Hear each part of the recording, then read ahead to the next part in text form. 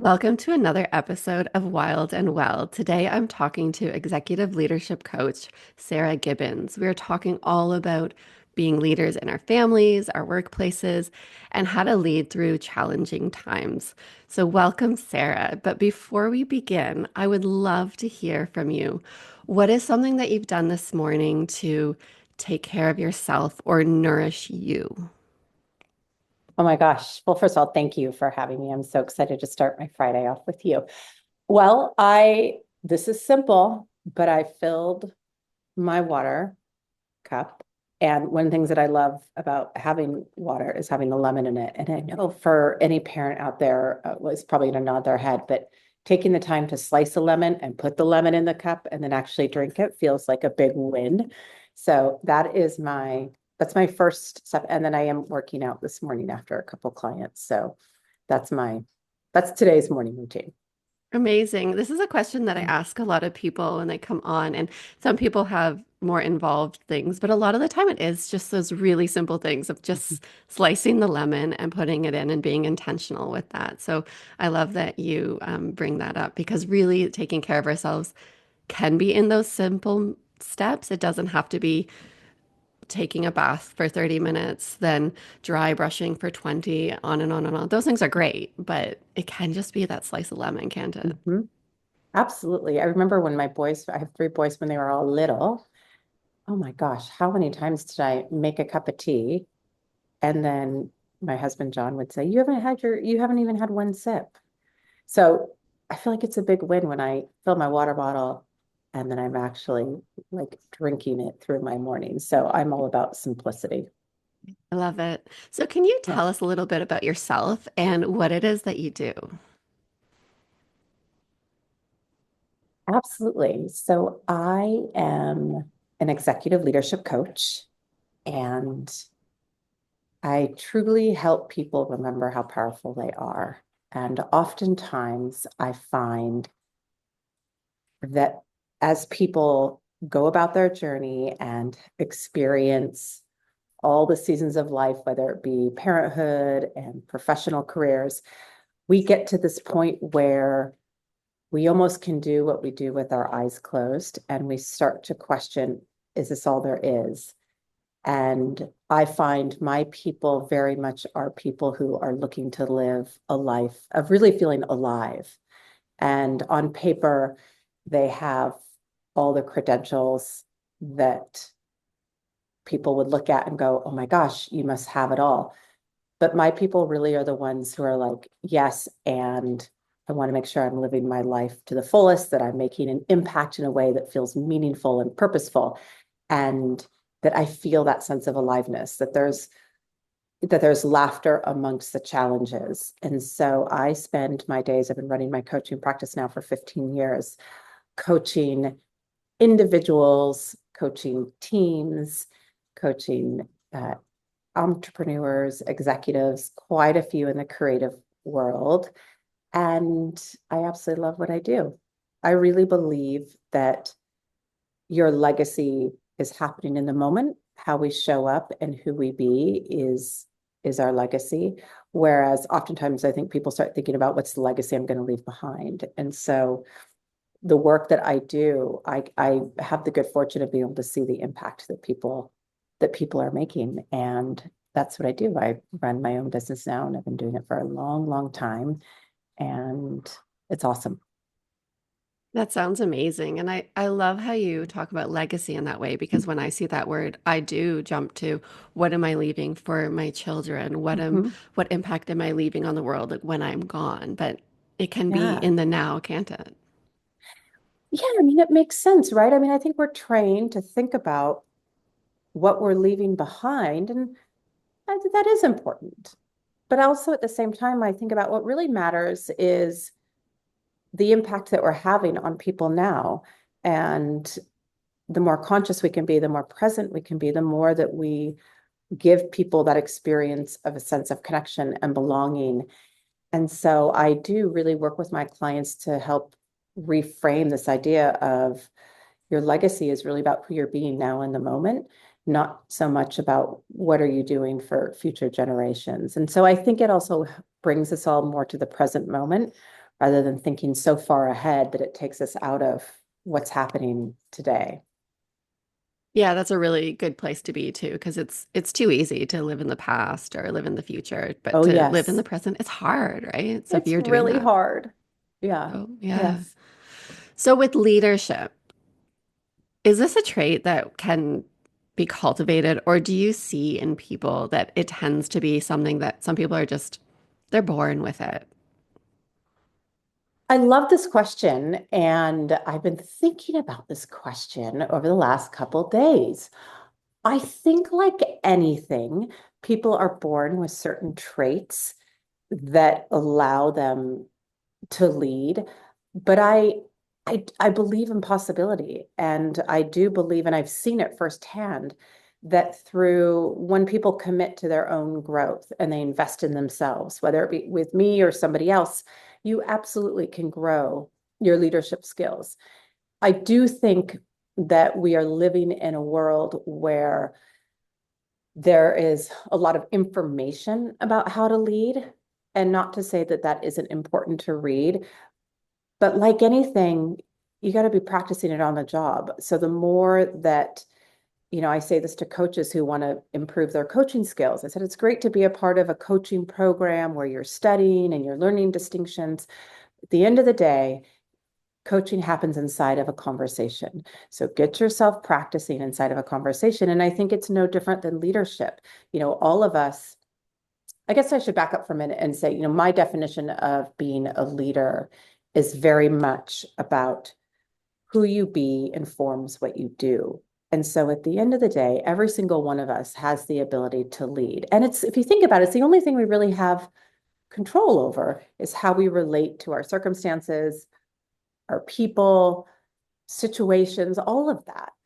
And so, yes, to answer your question, I absolutely believe that you can grow your skills in a leader. And like anything, I think some people are innately born with a few essence qualities that might give them a leg up, but it doesn't mean that anybody can't sharpen their leadership skills. Yeah, it's so true. And I absolutely agree with you that what we have control over are those things that you mentioned. We think sometimes that we have control over so many different things, but ultimately it's how we respond to the situations that we're in, right? We can have thoughts, we can feel emotions, and we can be in circumstances. And those we maybe don't have control over, but what we have control over is what we do, right? With that. Yes, yes, yes. And I want to preface all this by saying I'm not saying that I get it all right. In theory, that is what we know to be true about leadership. But it's when it comes to practicing it, I mean, you could ask any one of my three teenage boys and they would say, oh, no, mom can definitely react versus respond at times. So, yes, easier, says, what's that saying? Do as I say, not do as I do. So, you know, Yeah, and that's all part of it, right? I think being a good yes. coach or a good leader, whether it's in our family, our workplaces, or you're working with coaches and training them, we have to show our imperfections because nobody's perfect. So if we pretend that we're perfect Mm, and we're always getting it right, even the stuff that we're teaching, people are going to see through that, right? 100%. I mean, I have really had my experience of that in the last 6 weeks because I've raised my boys in the Palisades out in LA. And so we've been obviously directly impacted by the fires that happened on January 7th. And I really had a choice in how I was going to show up with my family and with my clients. And I think, well, I know this to be true. I've listened and seen some people who are talking about how they're um, just plowing through it and showing up at work every day. And I want to say some people did not have the choice to take time off. I absolutely want to honor that and recognize that. But because I run my own business, I was able to. But I recognized in that moment, there was no way for me to be the kind of coach I wanted to be while also trying to help stabilize my family with my husband. And so I took 3 weeks off. Actually, a coach that I've worked with challenged me and said, you're going to roll your eyes at this, but I'm going to ask you to consider taking a month off. I can't do a month. I can't do a month, but I did 3 weeks.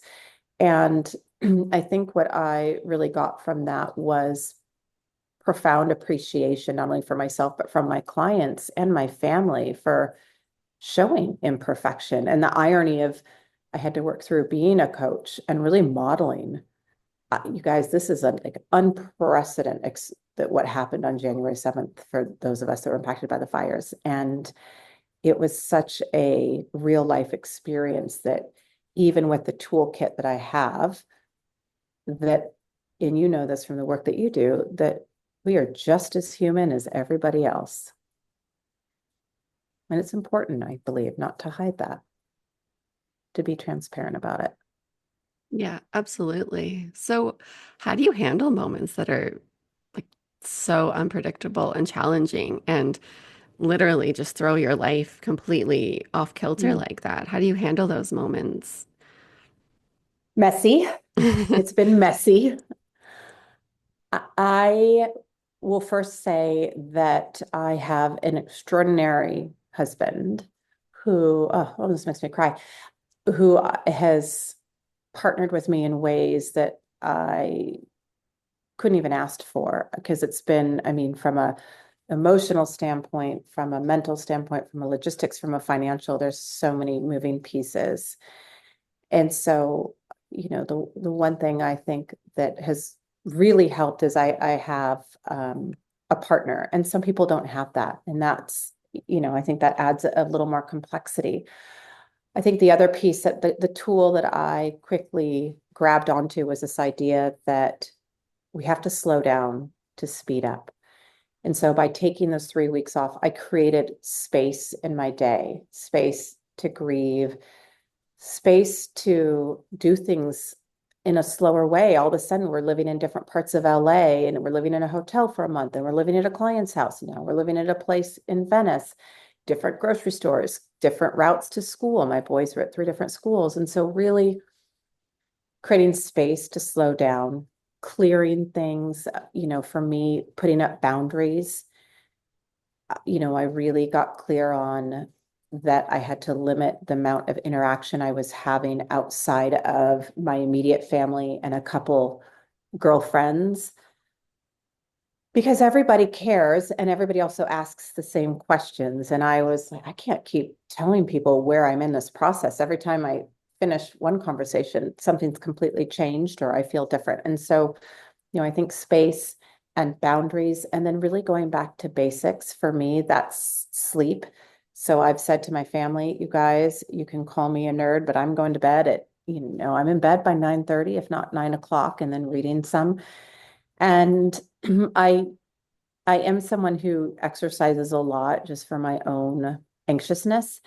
And I was really challenged with running. I didn't do weights I just started doing weights again last week. But what I did commit to was at least walking, taking my dog out, started walking with my husband early morning. And so I think anytime, anytime we are in what feels like a crisis, and I happen to be in a crisis that has impacted a lot of people, but whatever crisis someone's in, I really think it's about going back to basics, creating space and holding to some boundaries so that you can manage your energy, because at the end of the day, it's your energy that is under attack, your mental, your spiritual, your emotional, and your physical.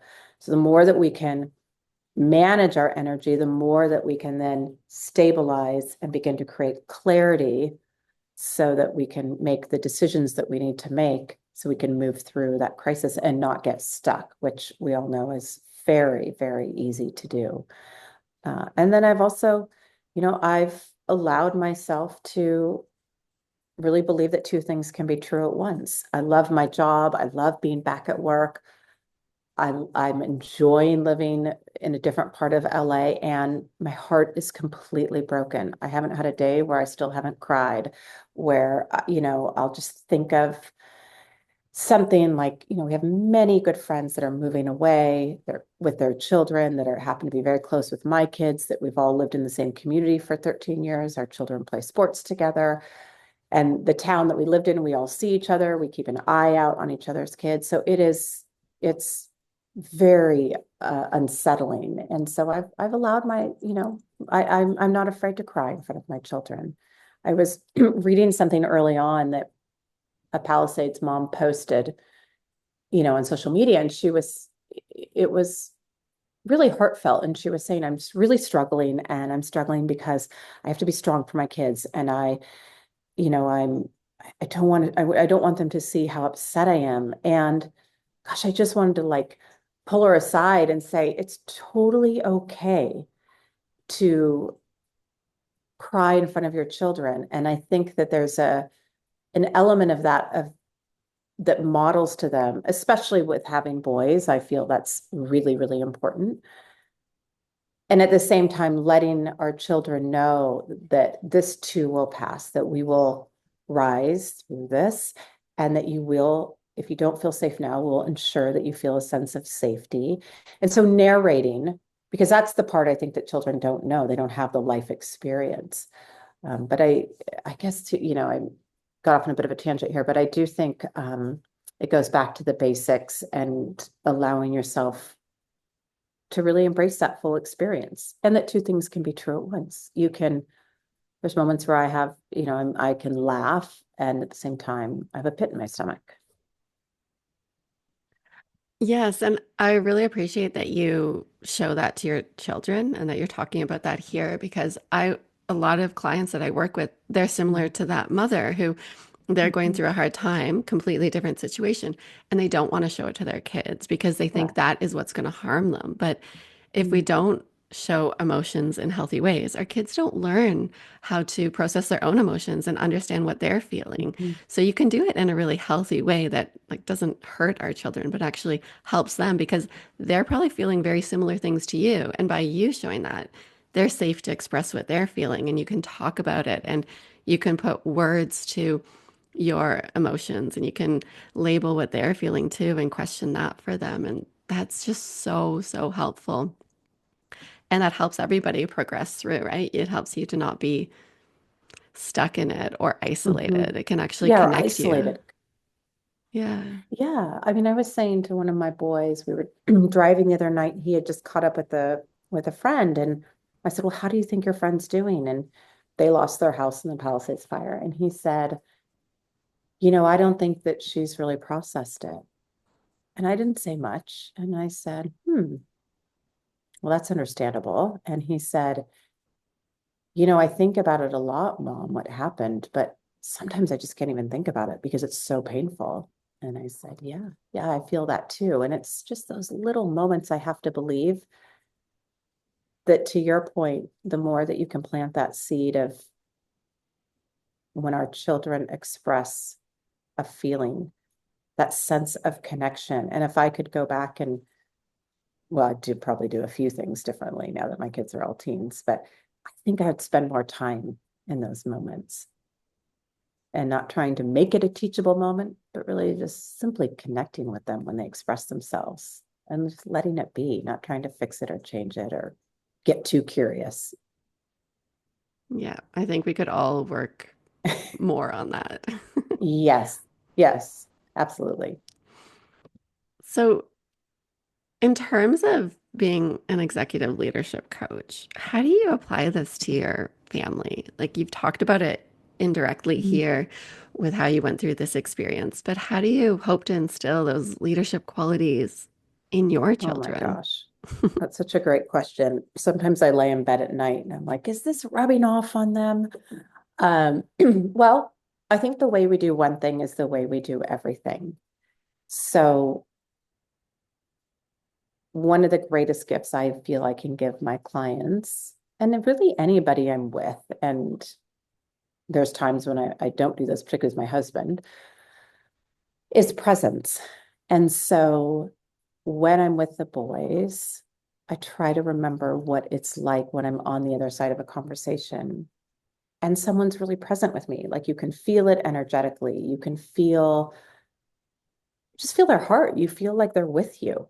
And so I take, simple moments like that and try to practice them with the boys. And some of them are more intuitive than others. I would say another one is boundary setting. That's obviously for the people that I work with a real area of struggle. And I think boundary setting is difficult with our young kids right now, especially those that are with technology and And so I say to them, boys, I know you're going to roll your eyes at me, but if you are sitting there looking at screens, an hour before bed, and we require all our screens to be downstairs, charged in the kitchen, not sitting in their bedrooms, which they all, at times fight me on. But I do say to them, trying to teach them boundaries, but I make it relevant to their world, right? So if I had a younger child, obviously maybe I would be not talking about technology, I'd be talking about something else. But just thinking about ways in which it is applicable to meeting people where they're at. But the lines get really blurred. I mean, the way in which we show up in the boardroom, the way we show up with our teams, the way we show up with colleagues, a lot of those similarities of how we lead show up in our households. So if there's things that are working well, great. If there's things that aren't working well, the first place to look is how are you leading? How are you showing up?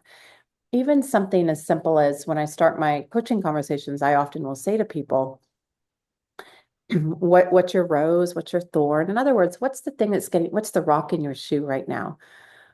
What do we need to clear so that we can go about and have a conversation and you're not agitated? And think about when we come off of our workday and then we put our mother hat on, or if we're a full-time mom, which is the hardest job in the world, and you maybe don't get any of that natural break in the day, what are you doing to clear those rocks in your shoes so that you can show up and be be neutral, not feel agitated, not feel overwhelmed. So even some of those simplest practices, I think, are really great ways to transition from being, leader from different areas of your life, I should say. Yeah, a lot of the work I do and like the books that I've written, they're all about like helping moms to prioritize themselves and take care of themselves. And I think what you're talking about there is so much of that. And even earlier when you're talking about going back to basics and doing things that are helping your energy, and all that matters so much, right? Whether we're working in the workplace or whether we're at home, because if we're not taking care of ourselves and taking care of those basics like sleep and what we're eating and moving our bodies, how can we show up as good leaders anywhere, right? We're We not going to be can't. neutral, that's for sure. No, no. And we've all tried it. I think particularly women, we can power through a lot and we can hold a lot. But, one of my highest values is experience. And the last thing I want is to go through life powering through and, feeling overwhelmed, feeling exhausted. I mean, no, thank you. I say to my clients all the time, I optimize my life for simplicity and I optimize for ease, not to be confused for easy, but for ease. And I'm proud of that. I want a life that offers the experience along the way and isn't just focusing on the end result. Yeah, I think we could all use a lot more of that. Yeah. Yeah, simplicity and ease, those are really good values. Those are two that I've been trying to live by for a number of years now, and it's How's not it going? easy. No. There's moments. But I But think you and I were talking earlier. I mean, I think the way how you've set up your life and living outside of a city and living closer to nature where you can really access it easily. I mean, we've had experiences where we've chosen to live that way. And I have found that does create a greater sense of ease and calm, I should say, calm heart. Mhm. So, what are some other things that we can do as leaders, like whether we see ourselves as leaders or hopefully through this conversation, listeners are starting to see themselves as leaders because they Yeah. naturally are in their family and in so many things. What can we do to help like hone those skills in Mhm. ourselves? So I think the number one greatest tool is to really know your values. And I know I'll say to someone, do you know your value? Oh, yeah, I know my values. I said, great, tell me your values. And if you need help with that, you can go to my website and there's a free values guide that you can sign up for. and it'll walk you through a really simple process. But what I mean, and values, I want to say change over time depending on the season of life you're in, where you live, how you grew up. There's lots of influences. But the more that people really know their values, they're able to then make decisions and have something to measure how they're moving throughout their day. And what I find is people who don't know their values end up living by expectations. And if you are living by expectations, 99% of the time it will result in disappointment. And so as a first step, I would say know your values. As a second step, I think this is where a lot of those of us who are quite driven we get tangled up, is that we don't really know what it is we want. We were clear on the steps of school and perhaps going into the career, or we ended up in a certain career, but then we get to this point in our life where it's like, gosh, what do I really enjoy and what really matters to me, and where do I want to be in, I don't know, 5 years, 10 years. And so that visioning piece, there's some great resources out there, but I think that's a hard piece for people to do on their own. And I think that's where coaches like myself have an ability to really help draw out what matters to someone. And the more that we have that North Star of why am I here? What is this about? It acts as a magnet and helps pull us through the muck when we're in the muck, but it gives us meaning and purpose outside of our everyday responsibilities. And I think for a lot of people, that's what's missing, because we get going through our day and it can start to feel very transactional. And I really do believe that each of us have some sort of desire or some sort of dream. And maybe it's not fully baked, but it's there. We haven't given it breath, and we haven't given it support and time to grow. So finding someone to support you in creating a vision for yourself, not just your family, that can be a part of it, but really for you, I find that's one of the greatest ways to also help you show up and lead, because it creates excitement, creates energy, positive energy. And then you're leading your own life, right? You're not just Yeah. reacting to those expectations or Yeah. societal norms. You're leading yourself. So you're role modeling that to those around you and your family, aren't you? Yeah. It was interesting. I was on a call. I had a friend of mine last week. He posted something online, and I could tell just he was not in a good place. So I called him and I said, "What is going on?" And he said, "You're not going to believe this, but my marriage is ending, and it's ending in a way that I never saw coming. It's awful." And knowing there's responsibility on both sides, I said, "Well, what do you think's at the heart of it?" And he said, "Well, setting aside, obviously, I know I've played a part in it," but he said, Sarah, I think that she lost sight of who she was. She couldn't remember who she was." And I said, every time I look at examples where people have started to make choices that really harm themselves, whether it's, you know, eating disorders, alcohol, drug addiction, sex addiction, you name it, it's often because they have lost sight of who they are. They aren't connected to a vision. They aren't connected to their why, to their purpose. And I think that's one of the ways in which we can really show up as leaders for ourselves, but we have to be able to lead ourselves first. And that often requires support. Yeah. How can we start doing that? Like, what are some things that you do with clients to help them discover what their vision is and what their purpose is? Mm. Because it is a place that people get stuck in, and they can be stuck in for Mhm. years, like even decades, possibly Decades. like a lifetime, just kind of going Yes. with the flow of whatever other people are doing and expecting. Yeah. Yeah. And I think there are some people who are totally okay with that. They are really happy living in the same house they've always lived in their whole life, or the same city. And that works for them. And that's great. I think for the rest of us who, we start to feel that, oh gosh, this is starting to feel like Groundhog's Day, or this is, this relationship is kind of just starting to feel sort of ho hum, I think we know that then we have a responsibility to ourselves. So I think, obviously I'm a huge proponent of coaching. So there's different coaching is this industry that has blown up. And so I do think you have to be very conscientious of the kind of coaches that you work with. There's lots of people who call themselves coaches and they haven't had any formal training and they also aren't investing in themselves. So if you do go the coaching route, I would consider looking at coaches who, one, I would find out, are they working with a coach right now? Like, are they willing to invest their time and treasure and energy into coaching and the continual involvement? If they aren't, that's a red flag. And I don't get tangled up in that you have to have every certificate under the sun, but have they done the work and know the mechanics of taking someone to create possibility, what's in the way and how you move through it.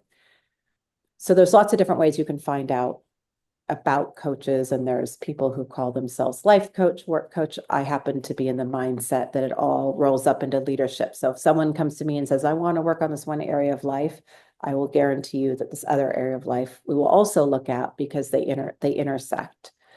So coaching is one way. I also think as even a simple step before that, getting out a piece of paper and starting to do some exercises like, gosh, when do I feel most alive? When do I not? What takes my energy? What gives me energy? And really doing an energy audit. That's an exercise I do time and time again with my clients. That'll start to give you a place to look. I also think is sometimes making a list of I wish, just filling in that stem sentence. I wish for myself that, da, da, da, I wish, da, da, da, da, I wish.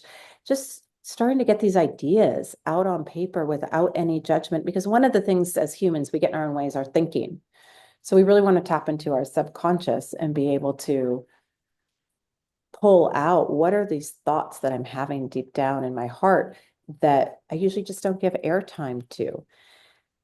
The amount of people I hear that say, gosh, when I sit down for just 5 minutes and write an I wish list, that just starts to get me thinking. And then I think it's all of the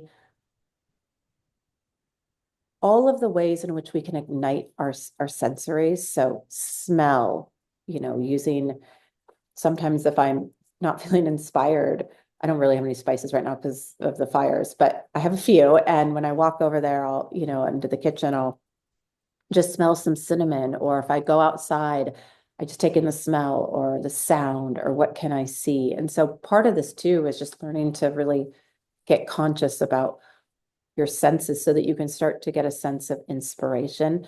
The challenge becomes is that we all wait until we're inspired to then make movement. And you and I both know that that is not a very productive way. It's why you hear, and you know this because you've written books, but if you waited till every time you felt inspired to write, you'd probably not have anything written. That's why people who are writing coaches will say every day, 30 minutes minimum, sit down and write and don't overthink it. You don't need to review it. So I think that's very true when we're looking at starting to create a vision for life.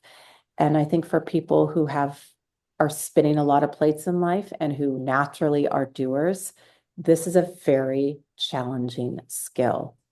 And that's why I think, and I always say you don't need a coach. People don't need a coach. They want a coach. They want to get better. They are open to support. And when I say get better, they want to evolve. It's not that anything is wrong with them, but it's a willingness to say, you know what? I'm going to ask for support and I'm proud of that. So those are a number of different ways, some that cost money and some that don't, but hopefully that gives your community a few ideas to get started.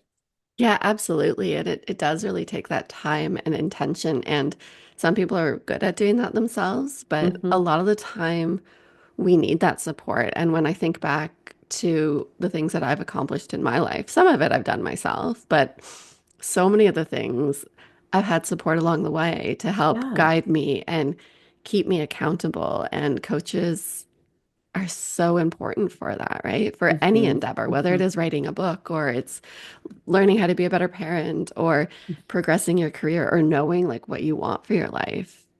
All of that, all of that. Some people have a bias to want to do it themselves. And then there's some people who already know, why wouldn't I ask for support? Especially when you think about athletes. And I mean, I've coached, leadership teams that support, sports teams. And those guys all have multiple coaches supporting them. I mean, they embrace it. So I think we as a society also could be better about embracing support and making it okay and not thinking that it means that we're anything less by asking for support. Yeah, I work with mothers, and I think especially moms feel this pressure to be super mom, and they see that as doing it all themselves, which is absolutely ridiculous. Like, who does everything themselves? Nobody. Like, my husband goes to Nobody. work and he has a receptionist and a nurse and Uh-huh. some pathology, the draw blood, and all these things people he refers to. Yeah, Why would we think that we can raise kids and have a career possibly as well and do that all ourselves? It's just ridiculous. it is. It is. And we really need to shift it because it's so detrimental to the mothers who are taking that on, but then also everyone around that we interact with. And I know I've had moments of that. I mean, I think I've had some experiences in life. Well, I remember distinctly when I had our third boy, I was like, all right, I think I've met my match. I'm definitely not going to be able to do this, outside of my support with my husband because we had our boys so close in age. But sometimes life just throws you things that are like, okay, this is I absolutely am going to have to ask for support and be open to receiving it, which is a whole other muscle that we have to learn to flex. That does not come natural for most people. No, I work in this space and I help moms with it. And yet, I still, like, one of my intentions for this year is seeking out support and saying yes to support when it's offered, if it's if it's Mhm. something that's helpful, and finding those people who are further ahead in whatever direction I want to go in to help me because it's hard battling it alone. And yeah, I'm not a better mother for it if I do. I'm not a better Mhm. psychologist, anything for it. So I think it's a real mindset shift that Mhm. we have to make. And I think it's really, really important for us to be able to, yeah, be good leaders, isn't it? If we can access that support. 100%. I could not agree more. And I applaud you. That's your intention. And even that word intention, I don't think I mentioned this tool, but I talk a lot about being intentional. And one of the best books, there's so many good books, but one of the best books on intention is The Power of Intention by Wayne Dyer. I don't know if you've read it, but anything that he's written is amazing.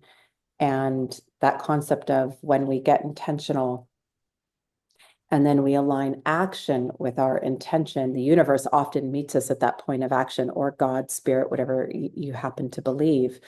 And then that's when we have those moments of like, oh my gosh, what a coincidence. Oh my gosh, things are just lining up. No, no, no. It's not that they're just lining up. It's that you were intentional and you took action, and the universe likes specificity. So when the universe is clear on like, oh, Dr. Claire wants this. Oh, okay, great. And then that's when the magic can happen. So I love that you are practicing intentionality. Yeah, what you say is so true, isn't it? It's like if you buy a red car and you start noticing all these red cars, but they were always there, but it's that you're aware of it That's and you're right. being more That's right. intentional. Yeah. That's right. Yeah. So can you Yeah. tell us a little bit more about the coaching that you do with your clients? Like, who do you work with? What sort of people? You said there's a lot of creatives. Yeah. What sort of challenges are they working through or wanting to like level up in? And Mhm. what are the different ways that people can work with you?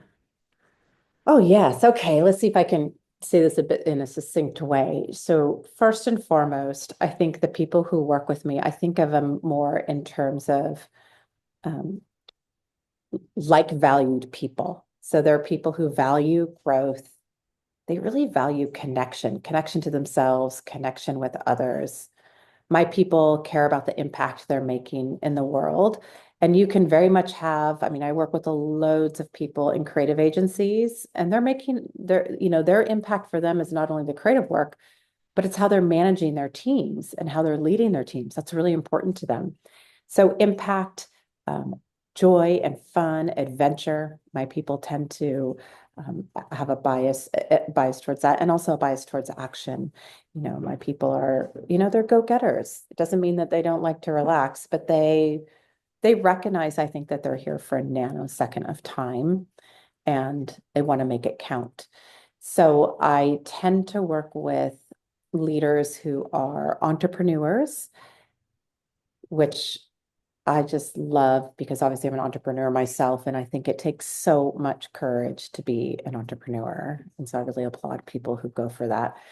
And I work with a lot of leaders who are C-suite executives, and also middle management. I think it's really important when I support teams that you have the people who are sitting at a really high level, because how the team is being is how the highest level of people are being.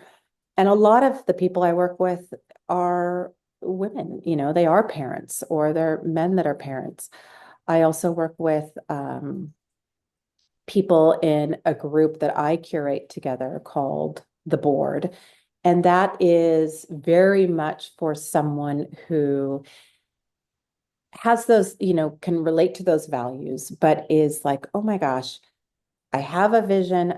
I just have not been able to execute it. And I feel really isolated. I'm in a place in my career where I've moved up, but it just starts to feel really lonely. And I want the experience of not only honing my own leadership, but the experience of being amongst an intimate group. One of the things that I happen to believe is that revolutionary growth really happens inside revolutionary relationships. And oftentimes when we work on our leadership, we do it in silos, but that's not real world. Like, you're interacting with people all the time. And so to be able to learn leadership and to do it in a group, like having your own board of directors. So my program, the board, I run once a year, and it's no more than 10 people. We meet virtually. So it's really cool because people from all around the world join. And then we have an in-person retreat. It's always in a very cool place. This year it happens to be in Joshua Tree, but I've done it in Costa Rica, I've done it in Zion National Park, I've done it in Sedona. And I love the board because it's this idea that you have your own board of directors. And I really teach people what is it like to be a stand for your own leadership, but a stand for other people. And you learn these principles while at the same time you're bringing your own vision to life in that year. And so that, if anyone's interested in that, that launches in April. And that goes, this year it'll be 6 months. And so it goes through October, and then we have a retreat end of August. So I support people. That's the only group I curate and run once a year. And then I coach people one-on-one. And I don't have a a specific recipe that I take people through. I'm very much okay, if we work together for 6 months or a year, we're getting really clear on what it is you want to create. And then I'm tailoring our coaching based on what your needs are. So a lot of coaches have what I would call a formula, and I just don't believe in that. Now, when I'm coaching teams, obviously I have best practices and I have systems in place to support larger groups and whatnot. But I one of the way in which I've scaled my business is through intimacy. So I am all about quality over quantity. So the way in which I have a lot of clients who've been with me for a long time, if I take on a new one-on-one client, I'm really looking to support them in a way that I really know them, that we're really in this together. And so let's see, I think I answered one-on-one and then groups, and then speaking I do as well, offsites and workshops. And then of course I have the board, which normally starts earlier in the year, but because of the fires this year, we pushed it back to April. And then after the board, some people do the board multiple times. I also have a board alumni group that I just created this year because alums kept saying, I want to stay in touch with certain people, and I'd like something a little bit lighter. And I said, okay, great, let's try it. So I've got a board alumni group that we meet twice a month. It's we definitely don't get to go as deep as say we do on the board, but everybody has a similar skill set now within leadership. And so that has become a really special group for people to plug into, and we do it virtually. So I've got people from all areas of the world. But yeah, that's the way that I work, and those are the type of people that I support. Those all sound really amazing. And I love how you have the options of like the one-on-one, but then there's the board as well, because some people love that group atmosphere Yeah. and some people really just want that one-on-one focus. Yep. So Yeah. And I've done it now. What I've done is people who are in the board, that's also a less financially daunting way to work with me is in a group.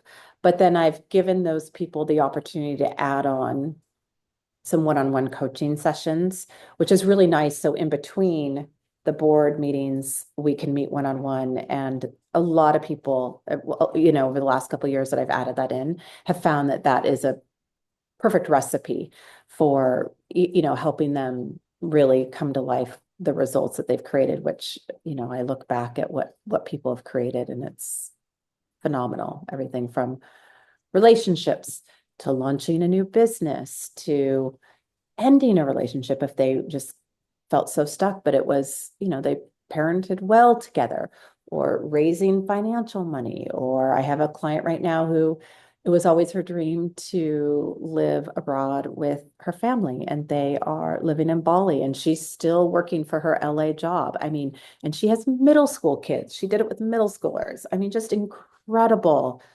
It's incredible the results that I've seen from people who participate in that program. yeah, it sounds really inspiring. I imagine working with those people would be just keeping you inspired, right? It's all It's you're inspiring keeps you them, on they're your inspiring you. toes. Yeah. I mean, I always say to people, at the start of the board, I said, you might feel a little bit intimidated by other people, but that's a good thing. You don't want to be the smartest person in the room. You want to feel like you're a little bit intimidated by them and they're a little bit intimidated by you. And I say to my clients all the time, I'm intimidated by you all. Like the way in which you show up and lead in your life and what you're creating and how you spend your time. It's super inspiring. I mean, that's why honestly I pinch myself that I do what I do. And I was really intentional about leaving the former world that I was in, which was technology. I was really good at it, but it didn't move my heart the way in which coaching does. And so I feel really grateful that I found this and that I'm doing something that brings me purpose and meaning outside of my boys and my husband. Yeah. So we'll share about this in the show notes with links, but and also with the values guide in the show notes. I'll put Yes. that in there. Yes. But can you just let us know, because sometimes people don't look at show notes, where can people find you? Like what's your socials? What's your website? Where can people go to find out about the Yeah. board? Yep. So just go to my website, has all the information. You can go to sarahgibbons.com. My name is with an H, it's two B's and Gibbons. My social media handle is Sarah Gibbons Co, I believe. I should know this off the top of my head. But again, we'll have it in the show notes. Yeah, Sarah Gibbons Co. LinkedIn, you can read lots of experiences from people and testimonials. And I would encourage you, if you are at all interested in coaching, simply to reach out to me. I always say to people that when you are looking at coaches, it's important to have conversations with several coaches. And I always gift people a conversation, if not one, to really see, is the chemistry there? Am I the right person for them as just as much as they're the right person for me? So that's another red flag. If you look to work with a coach and they just are happy to take your money and sign up, I would obviously trust your gut on that. But you can email me anytime. My information, we'll have it in the show notes, but also you can go to my website and just reach out, and I'm happy to discuss and gift you a coaching session. And so you can experience firsthand what it's like. And the one thing I didn't say, I get this, people ask me often, what's the difference between therapy and coaching? And I am first to say, I think therapy is phenomenal. And I think there is a world where if you can swing it from an investment and a time standpoint, having both is ideal.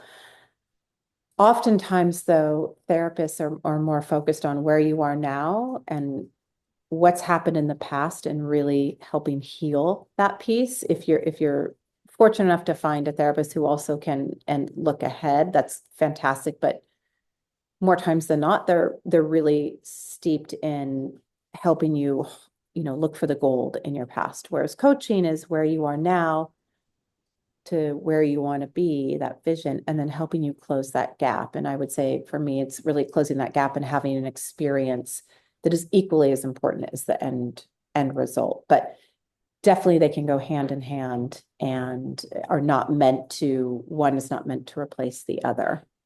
Yeah. Yeah, that's an important thing to bring up. And I like how you'd have those sessions with people before they book in to work with you for like Mhm. a year or something, because it's a relationship, right? Absolutely. It's not a good fit, and sometimes it's a Hmm. great fit. Hmm. So it's really important Hmm. for people to have that opportunity. Are there any other suggestions? Like, you've brought up a number of things to look for in a coach earlier in the episode, and then Hmm. now, is there anything else that people should be doing when they're looking for a coach? Like, how do you look for a coach? Yeah, so that's a great question. How do I look for a coach? Well, I've built my business on referrals. So, I think there's nothing, I think the greatest gift other than presents we can give someone is a referral and share about our own experience. So if you have people who have experienced coaching, I would find out, how did it go? What did they love? What didn't they love? I think anytime you can get a referral is helpful. I happen to be connected to quite a few coaches from the different modalities and certifications I've done and coaching groups I've been a part of. So I probably have a little bit deeper access to that. And you can always reach out to me and ask me, if there's sometimes someone will come to me and say, I'm looking for a coach for my, 20-year-old, or my 20-year-old's looking for a coach. And I certainly have different coaches that I refer people to as well. I'm not the coach for everyone, and I'm okay with that, but I'm all for helping people find, the right coach for them. And then there are